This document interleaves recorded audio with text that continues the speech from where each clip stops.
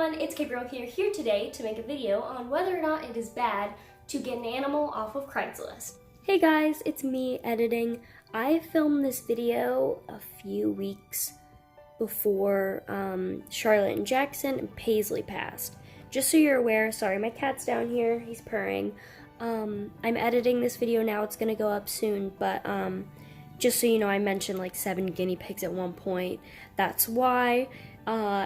I filmed this video forever ago, I just never edited it. Don't know why. Also, to be clear, this video is mainly about small animals because getting dogs and cats off of Craigslist, in my opinion, is a little bit riskier because dogs can oftentimes have behavioral problems that are kind of scary, and I've never gotten a dog or a cat off of Craigslist.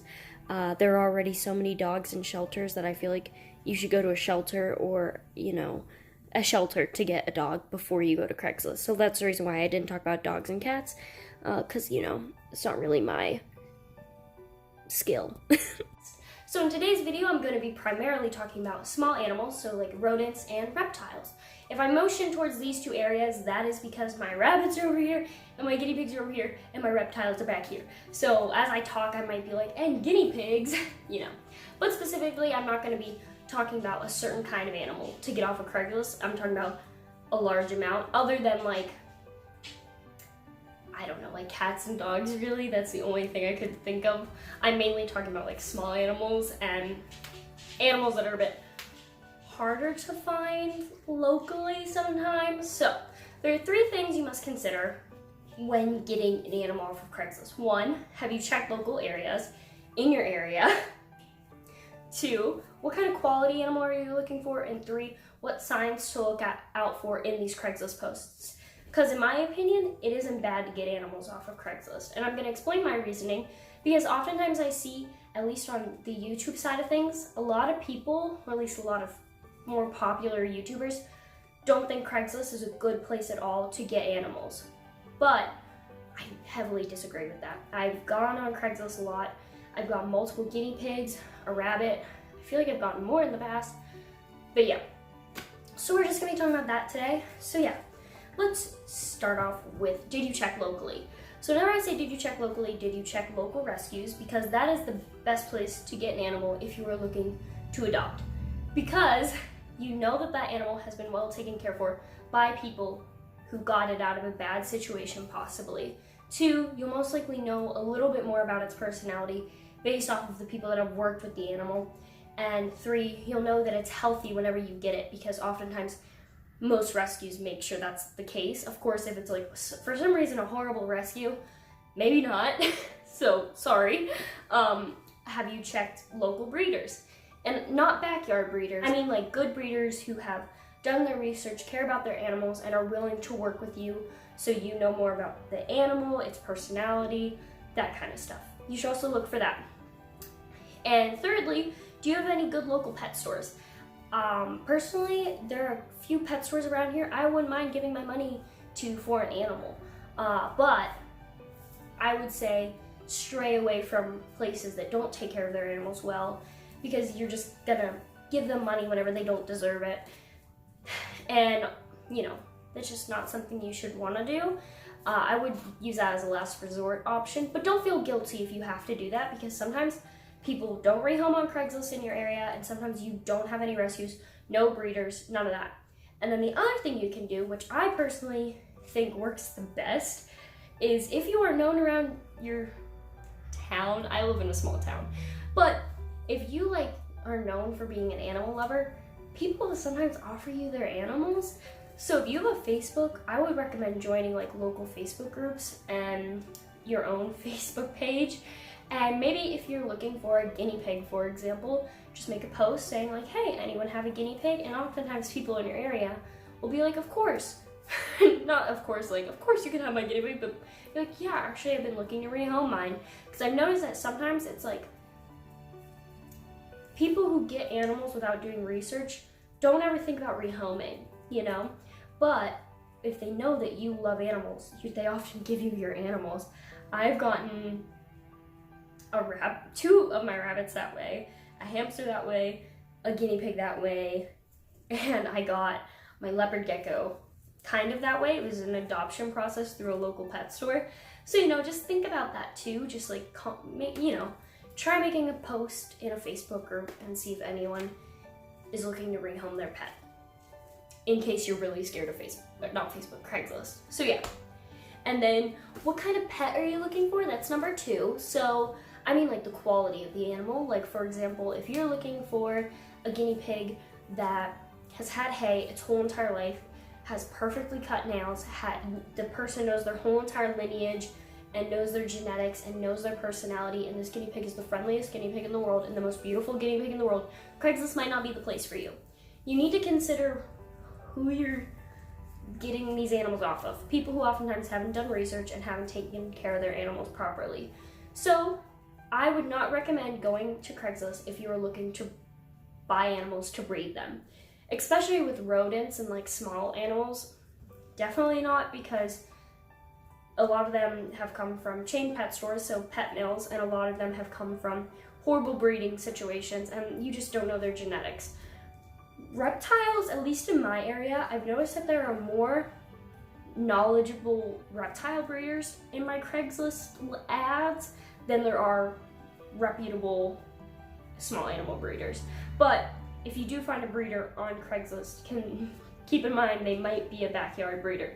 So ask if they have a website. You know, I don't think it's a smart idea to go to Craigslist if you're looking to breed animals in general. It would be kind of odd for a breeder who's looking to start a business, a reputable business, to only sell on Craigslist. So consider that, because at least in my area, I have a rat breeder who is always listing, but she also has a Facebook page. So I know she's reputable because she has reviews. She clearly cares about her animals, but she posts on Craigslist. So, you know, that is someone you should be okay with from buying from if you're looking for a quality animal to breed. But again, you need to do your research on that person before you take an animal from them if you're looking to breed. And then 2, you should think about like what kind of behavior you want from that animal, because oftentimes if you are looking to rescue from someone who's just looking to rehome their pet, they might not even really know anything about their personality. They might be like, yeah, he's nice, and then you get him, or whatever animal it is, and it's super aggressive. You know, so just know that you're kind of rolling the dice with the behavior of the animal. So if you're looking for an animal with a certain behavior type, Craigslist might not be the best place to rescue from. And then on top of that, health. Oftentimes if you are getting animals off of Craigslist, they won't always be the healthiest. This has been the case for, how many? I'd say like the past 2 guinea pigs I've gotten, they were not the healthiest. For example, I had a guinea pig named Benny. I got him, I can't remember what year I got him, but it's a long story with him. But I got him and I got him neutered, and he then had reoccurring urinary tract infections, UTIs. He had a head tilt once, he had a horrible ear infection, he had an abscess that was always filling back up, and I would take him to the vet, and by the end of his life, which he passed away at only 9 months after I got him, I'd spent over $700 on him, including his neuter. So consider the health of the animal if you are willing to rescue an animal and deal with its problems and deal with, you know, taking it to the vet. Just consider that, because some people are, like, I'm a little bit less willing to now because I don't have to run to the vet all the time and spend all my money, but in the future I hope to have a job where I can make more money, and I hope to, you know, be able to take in animals that I can afford to take care of. But even with poor health, it can be some of the most rewarding things in the world to know that you've given that animal a really good life. So, you know, yeah. So now we're gonna move on about what to look out for. So 1, look out for backyard breeders. Oftentimes you'll find backyard breeders will just make a simple post of all the baby animals they have and just say $10 each. You know, like if there is genuinely someone who had an accidental litter of a certain kind of animal, they'll often say, hey, we had an accidental litter, we just want to make sure they go to a good home. Here's our information, these are our animals' names.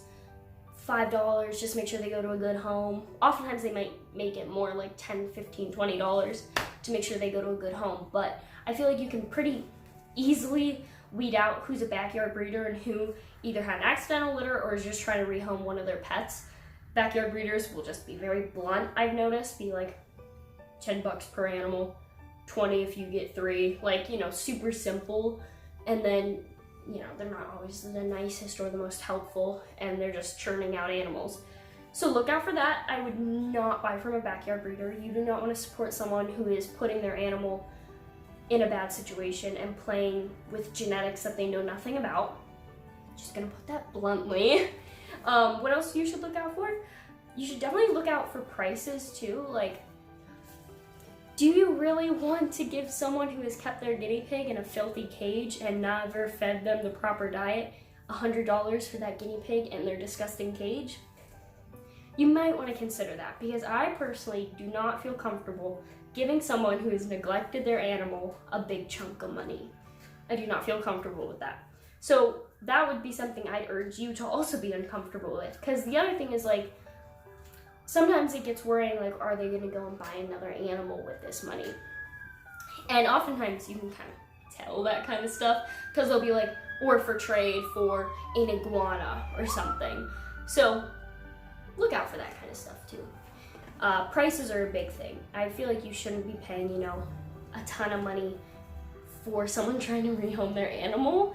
That's just my personal opinion. You might have a different opinion, but that's just my personal opinion, if they haven't taken care of their animal properly. So yeah, you should also definitely look out for, like, creepy people, of course.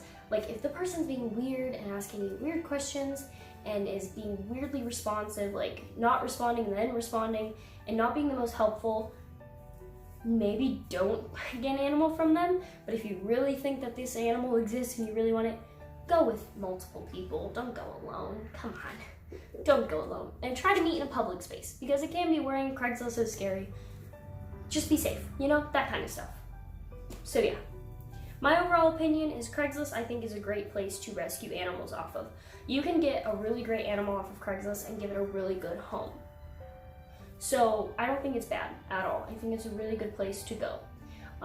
There are lots of hamsters there, lots of rabbits, and rabbits are primarily bred on Craigslist. It's mainly breeders, or at least around me, and I've checked a lot of different Craigslist Craigslist. Is that how you say it? And oftentimes the rabbits are being bred. Guinea pigs, oftentimes I've noticed guinea pigs are more or less being rehomed because it was their kid's pet, someone's pet, you know.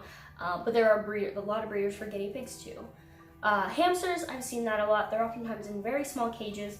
So in the future, I hope to rescue a hamster off of Craigslist, because they're often in really small cages, dirty, sometimes kept together, you know, not a good situation.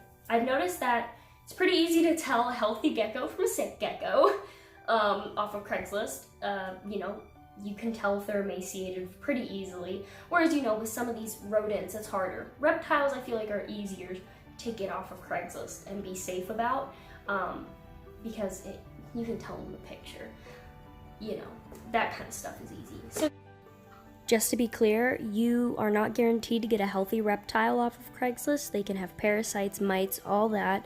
What I mainly meant was that you can tell based off of pictures if a reptile has metabolic bone disease, or if it's emaciated, because you can kind of see that in them easier. So yeah, there are a lot of more physical things you can tell, and on top of that, if you see pictures of their setup, that'll also be a cue of what kind of condition they'll be in, because a reptile setup is very important to the outcome of their health, like bearded dragons, for example. So yeah, that's what I meant. So yeah, I personally don't think Craigslist is a bad place to get an animal off of. Just be smart about it, be safe about it, and just, you know, be careful, I guess. I don't know. Yeah, don't go on Craigslist too much. That's what I do. I'm always on Craigslist. I'm always like, I want this guinea pig. Says as I have 7 guinea pigs. You know, like, that's another problem you'll develop, is if you start using Craigslist, you'll see animals on there and always want to rescue them. So maybe just be careful. You might end up with 50 guinea pigs or 100 rabbits. So yeah, guys, that's the end of this video. Hope you guys enjoy. If you did, then subscribe. If you didn't, then goodbye.